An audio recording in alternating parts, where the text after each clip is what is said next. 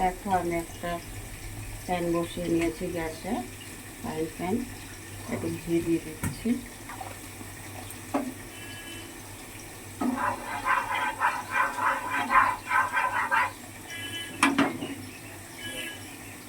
আমি দেখো মাঝারি সাইজের একটা বাটিতে, পুরো বাটি ভর্তি করে নিয়ে একটু কম নিয়েছি, সুজি নিয়ে নিলাম। সুজিটা হালকা ভাজা ভাজা হবে।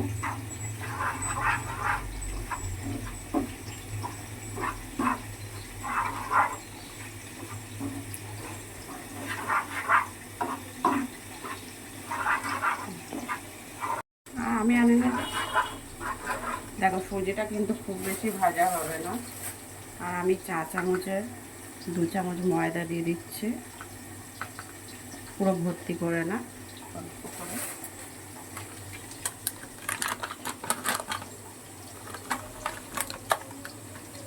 গুঁড়ো দুধ দিয়ে দিচ্ছি,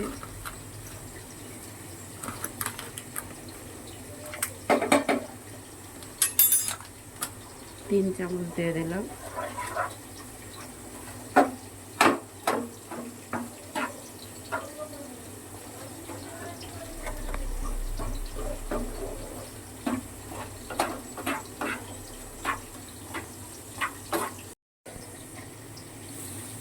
নর্মাল জল দিয়ে দিচ্ছি এটা।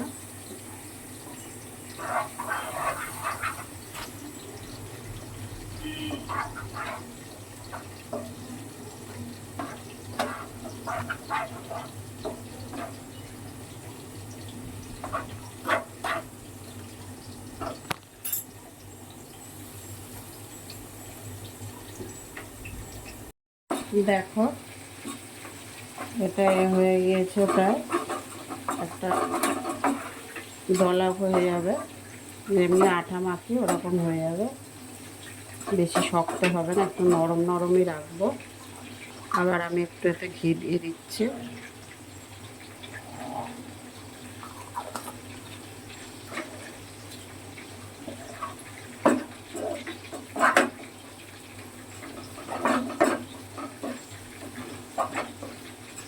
গ্যাসটা কিন্তু একদম লোতে রেখেই এটা করতে হবে। দেখো আমার এটা হয়ে গেছে। এবার এটা আমি কিছুক্ষণ সময় ছেড়ে দেবো ঠান্ডা করার জন্য। হালকা ঠান্ডা, খুব বেশি ঠান্ডা না, হালকা ঠান্ডা হবে, উষ্ণ গরম থাকবে, সেই সময় আমি এটাকে পাকাবো। একটু ছেড়ে দিলাম। দেখো হালকা গরম আছে, হাতে যাতে সহ্য হয়, এটাকে ভালো করে মাখিয়ে নিতে হবে। আর একটু ঘি নিয়ে নিচ্ছি।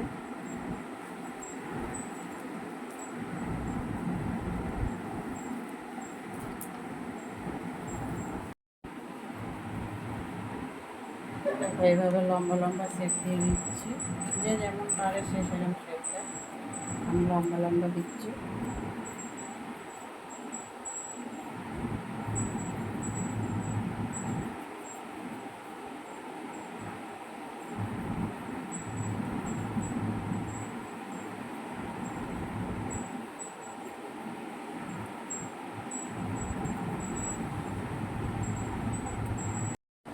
দেখো আমার সব মিষ্টিগুলো সব শেপ দেওয়া হয়ে গিয়েছে লম্বা লম্বা করে। এবার এগুলোকে, গ্যাসে দুধ বসিয়েছি, দুধ প্রায় ফুটেও এসছে। এবার এগুলোকেও দুধের মধ্যে ছেড়ে দেব। দেখো আমার দুধটা প্রায় ফুটে অনেকটাই ঘন হয়ে গিয়েছে। এবার আমি এতে চিনি দিয়ে দেবো। এখানে চিনি আছে 150 গ্রামের মতন, 150 গ্রামের একটু কম আছে, এটা দিয়ে দিলাম।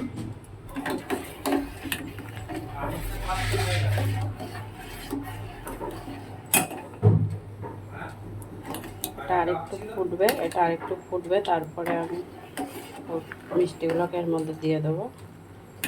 আর হ্যাঁ বন্ধুরা, এইভাবে তোমরা বাড়িতেও রসমালাই বানিয়ে খেয়ে দেখতে পারো, ভালো লাগবে খেতে।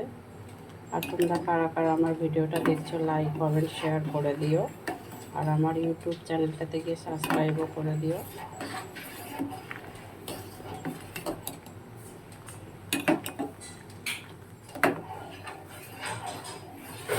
চিনিগুলো ভালো করে গুলে গিয়েছে। দুধটা কিন্তু আমার অনেকক্ষণ ধরেই জাল দিচ্ছি, প্রায় 5 মিনিটের বেশি হয়ে গেল জাল দিচ্ছি। দুধটা একটু ঘনও হয়ে এসছে।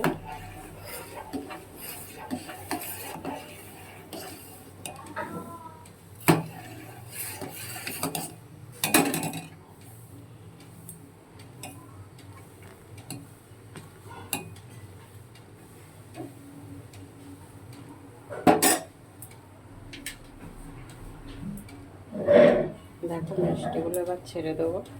আমার এখানে কিন্তু অনেকগুলোই মিষ্টি হয়েছে, এক বাটি মিষ্টিতে, এক বাটি তোমার সুজিতে অনেকগুলোই মিষ্টি হয়ে গিয়েছে।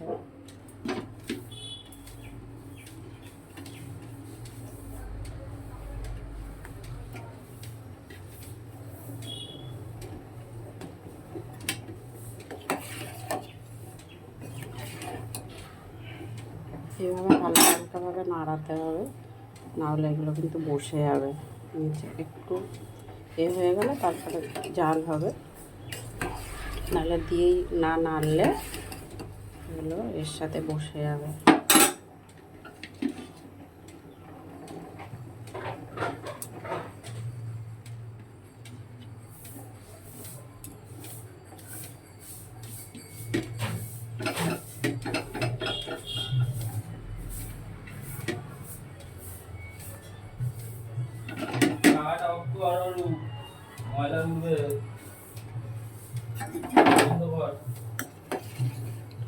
এভাবে আমি 10 মিনিটের মতন এটা রান্নাটা করে নেব।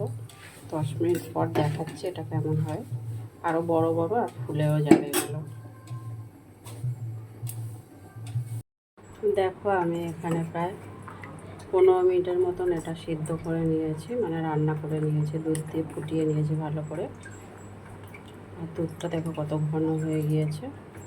এবার আমি এটাকে নামিয়ে নেব, নামিয়ে একটু ঠান্ডা করে তারপর আপনাদের দেখাবো কেমন হয়। আর দেখো এগুলো পুরো ফুলে গেছে মিষ্টিগুলো, দেখো ভেসে উঠেছে, পুরো ফুলে গেছে।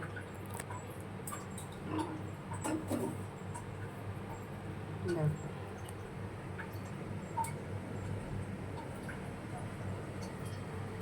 এবার ঠান্ডা হওয়ার পরেও আমি দেখাচ্ছি। এগুলো কিন্তু দুধের মধ্যে পুরো ফুলে উঠেছে আর বড় বড় হয়ে গিয়েছে অনেকটা। ঠান্ডা হওয়ার পর আমি দেখাবো। দেখো 1 ঘন্টা পর, তাও হালকা গরম আছে। আমি এবারে দেখছি, দেখো কেমন ফুলে বড় বড় হয়ে গিয়েছে।